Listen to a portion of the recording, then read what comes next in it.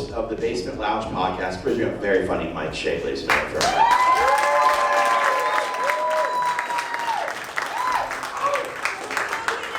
Give it up for Mike Wells, everybody.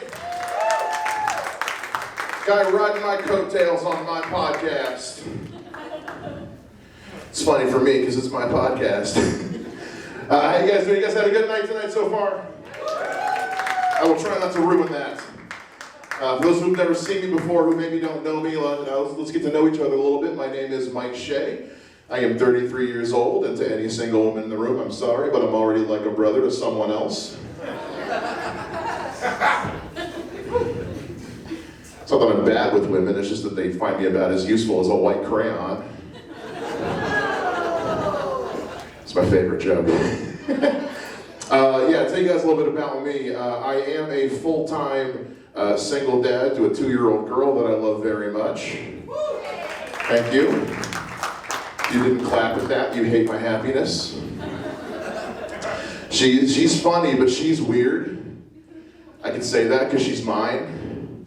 Like she gets very excited very easily. When she gets excited, she does just funny stuff. I came home from work today, and she just started running around the living room and the kitchen. She was all excited, but then out of nowhere, she just went right into my leg. I mean, it helped her up after I stopped laughing, but she likes to like, you know, in the middle of the night, like a lot of kids do when they're 2, you know, she comes into my room, wants to crawl in bed, and that's fine, you know. But she doesn't just lay on my side of the bed. Like, she has to lay on my pillow. And I don't mean like she puts her head on my pillow. Like, she gets on my pillow and like holds onto my head like it's a safety blanket or something. She's also started biting me recently, which I'm not a fan of. The other day we were just sitting on the couch and I'm watching TV and she sits next to me and she's leaned up against me.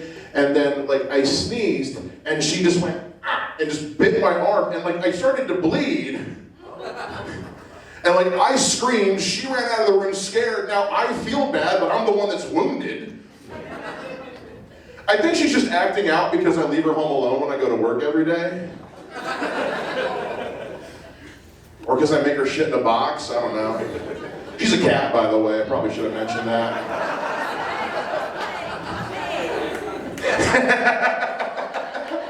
There's a couple people here tonight that know me that were like, I know where he's going with this. But yeah, no, I am very single. I have been single since the Obama administration. Yeah, that gets a little more painful like with every passing year. I'm sorry, what? I said join the club. Join the club? It's not a club I want to be in. Like that wasn't a brag. Like, I've been single since the Obama administration. High five! That's not fun. No, it's not a good thing. That's why I'm in therapy. That's why I do this. No, here's how bad things got for me at one point. Like, I had my ex-girlfriend living with me for like months this year. And I do mean like she was like living with me, like she was like renting a room upstairs in my house, actually paying me rent. There was nothing sexual going on. Trust me, I tried. You know it's over with somebody when they're like, no, I'd rather pay you hundreds of dollars every month than ever look at it ever again. My friends were like, well, hey man, you should like bring women home and try to make her jealous. I was flattered they thought that was an option. Bring women home. I've tried, they won't let me. So, and being single for this long, like it wears on your self-esteem. It really does wear on your self-esteem. Here's how bad my self-esteem got though, and being like a big guy too, like doesn't help with that. I was dating with my ex, and she asked if I wanted to have a threesome. And I thought about it. Like for a while. But I ultimately said no. Because my self-esteem was so bad. She said, why would you say no to that? I said, it's bad enough one woman knows what I look like naked. I don't need the secret getting out there. So she said, well, how about if we had another guy instead? Well, the answer's still no. But now for a completely different set of reasons. But my self-esteem wasn't so, like, that relationship was very toxic. I ended up having to be the one to end the relationship, which I've never done. But honestly, it was because she just refused to do anything about her addiction to her boss's dick. Now that I think about it, I think her boss is the one she wanted to have the threesome with, so... Yeah, I'm learning some stuff about myself tonight. Hop on this ride with me, motherfuckers. I've dated, mostly straight women. I've dated a couple of women who are bisexual, and they love who you want to love. I can give a shit. My problem with dating women who are bisexual is they have extra options to replace me with. Like, it's bad enough that, like, they can just go find guys, but, like, I know how attractive women are. I don't need her knowing how attractive they are. She goes to a bar to see a guy, then she sees the girls as well, and I'm like, fuck, I gotta compete against two teams. This isn't fair. But I'm at a point now, like, I've been single for a very long time. I'm just known as the single friend in my friends group. Not to be confused with the friend who's single. Some of you are like, understand the difference because you're the single friend. If you don't know the difference, you've never been the single friend. The friend who's single still has hope. I'm the single friend. I just have a Tinder account that I'm probably going to get a refund for. Anybody else doing the online dating thing? Any other online daters? No? Everybody else is happily married in here? Just me? Okay, cool. No wonder I'm not matching with anybody. No one in Dayton single. Fantastic. Yeah, that's the reason. I have found that in all the time I've been single, there's two big problems with online dating. I know, only two. The biggest problem with online dating, number one problem, is that it's the pictures people put on there. Because they're not honest about the pictures they put on there. And I don't mean like they're putting pictures of them when they were like 10 years younger. No, screw that. I do that. Everybody does that. It's not a big deal. I'm talking about the people who put like pictures of 5 different people and you gotta guess which one you're swiping on. Yeah. People know like, oh, am I swiping on the tall girl with the tattoos or the short one with the snaggletooth? Roll the dice.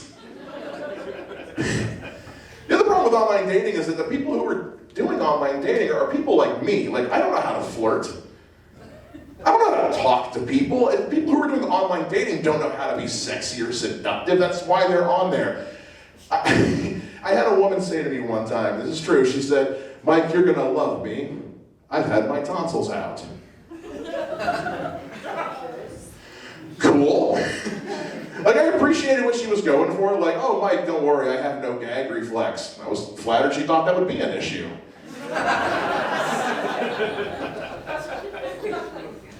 Like, I'm not saying it's small, ladies, but like, it is the easiest blowjob you'll ever have to give. Not really a blowjob, it's more like a blow hobby.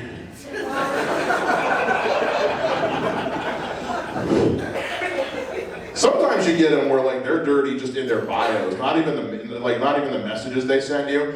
There was one woman, I took a screenshot of it so I could read it because this was the best thing ever. Her actual bio on Tinder, it's the greatest thing I've ever seen, was one sentence. It said, "My pussy is a bottom, but my mouth is a top." What? I don't even have a joke for that. That's just weird. But it was a year ago, and I remember it to this day. I didn't swipe, but like I kind of wonder like how often has that worked? Because even if it works like 50% of the time in baseball, those are Hall of Fame numbers. There's a misconception amongst a lot of people in the world that like, big guys like me, but like, big guys, we can't fuck. We don't fuck. No, we fuck, just different. We do. Where's my big guy? Where are my big guys out here tonight? Hell yeah. There's a Bob Evans going out of business somewhere. We're all here. There's a misconception that, like, the thing is, big guys, like, we don't have the best thrust game, and I know, like, that's a good indication of it. That's all I got. Because we don't, clearly. But we will lick you till you see a rainbow, that's for sure. Yeah, this guy. What's up? If you don't believe me though, like watch a fat guy eat a bucket of chicken wings. We put that tongue to work. We pick that bone fucking clean, seriously. When it comes, because look, at the end of the day, like eating pussy, it's got the word eating in it. Of course fat guys are good at it. We're one step ahead of everybody, but only one step, not two, because we are fat. That's a lot of steps to be ahead.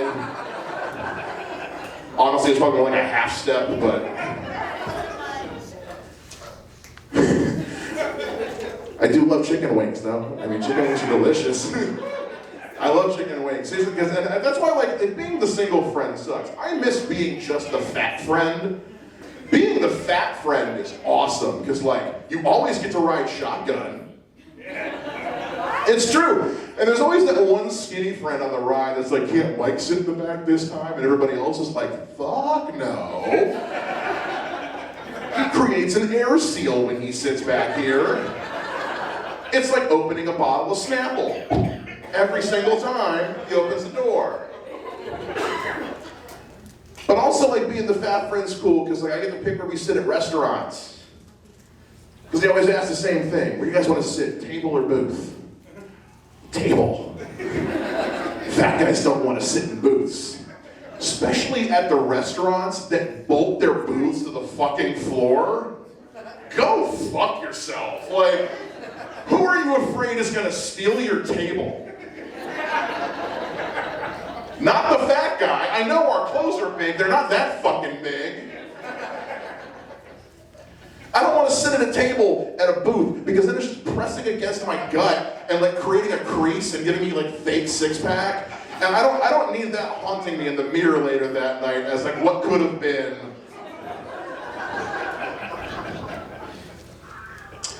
What's your favorite food, big man? I ate chicken wings. Chicken wings, of course it fucking is. Ladies, favorite food's chicken wings right here. Awesome. Well, mine's pizza. I love pizza. We're pizza fans at in here. I love pizza, because there's this old story, this old joke that, pizza is a lot like sex, because even when it's bad, it's still pretty good. And either way, I have to pay for it. Like, I've had, like, a lot of good pizza, but I haven't had a lot of good sex. Like, I can count on one hand the number of times I've had good sex, and most of those times are with that one hand.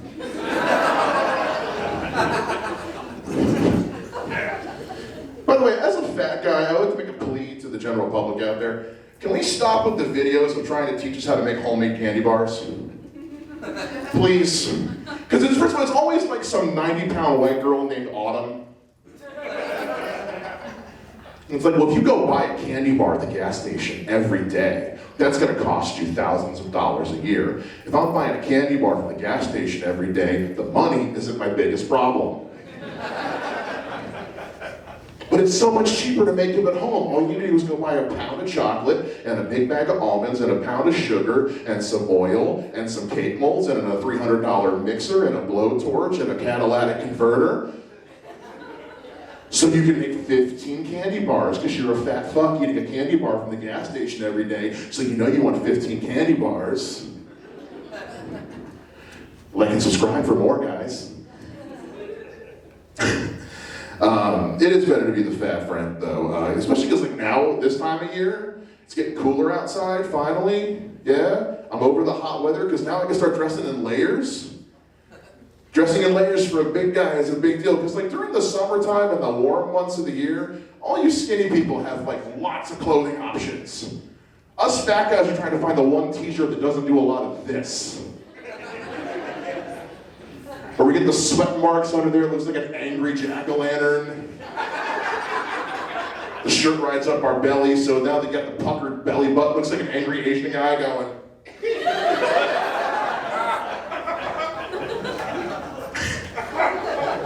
Now I love wearing layers, because like I'm 400 pounds, but with enough layers, I look like a really slim 375. It's funny, because that's not very slim. But it is also, we're coming up on the end of, I know we're talking about football tonight, but I'm a big baseball fan. Where's my baseball guys at? Anybody? Bless you for admitting that in Reds country. I know, it's not it. I love baseball. Baseball is my favorite sport. I love it because I get to watch it with my grandma. And my grandma is the biggest baseball fan on the face of the earth, like hands down. My grandma had to get like her own TV and like the full-blown MLB package on like DirecTV so she could watch every game on the face of the earth, even though they're all in America. But she loves baseball. There was one time I asked her, I said, Grandma, like, why do you love baseball so much? Like, what is it? It's a great American pastime, I know. Why do you love it? And my grandma said, well, you know, like, those baseball players have such nice tushies. Their tushies look so good in their uniform pants. It's the most I've heard the word tushy in my entire life, by the way. And my grandma walked in the room, and I said, Grandpa, you know, she's just watching baseball to stare at dudes' butts. And he's like, why do you think she married me? And shook his ass. She started clapping, so we ran over and shook it in her face. She spanked him, I got uncomfortable. But now I can never watch baseball with my grandma again because 3 feet to my left, she's feeling some type of way. I work for a non-profit, my insurance isn't that good. I do love, baseball's a cool sport too because it's the only sport where the players communicate with sign language. And by sign language, I mean the pitcher and catcher play with their balls. You know what I'm talking about? Like, the pitcher's up there, like, you know, nodding and shaking his head, but the catcher's down there flicking his balls around, telling him what he wants him to do. Was there a class they had to go to for that shit? Like, to know what signals were which? Like, when I jiggle the left one 3 times with the right one in a counterclockwise circle? That means fastball. This position's really hard to hold when you're 400 pounds, by the way. But like, what if the catcher just has an itchy sack? Like, he's down there and he's just trying to scratch that thing and make it feel better, and the pitcher's up there like, why does he want me to throw the ball to the coach? By the way, my tushy looks great in these pants. In comedy, we call this a callback. You guys have been a lot of fun. Give it up for yourselves tonight, seriously. This has been fantastic. This past Friday, October 21st, I've been doing this 17 years. And I started feeling good about myself. And I can't have that. If I have good self-esteem, I can't do this anymore. My ex once said, you just use comedy as a defense mechanism. No shit. This is not the behavior of a well-adjusted human being. I made so many jokes about how small my dick is tonight, like, my therapist is gonna retire in like a year. But I started getting a lot of self-esteem going. I needed to get some humility in my life. So, you guys ever been on Reddit? Yeah, a couple of you. There's a message board on Reddit that's called Roast Me, where you can just post pictures of yourself, and the internet does what it does best, and talks a lot of shit. So I thought, to bring my own big head down, I'd post a picture of myself on Reddit, and let them have at it. You guys want to hear my favorites? Because I got them. These are 100% real things people said about me when I just posted a picture of me. You look like ugly Jack Black. You look like Dean Cain past the expiration date. You look like you review sex dolls on TikTok.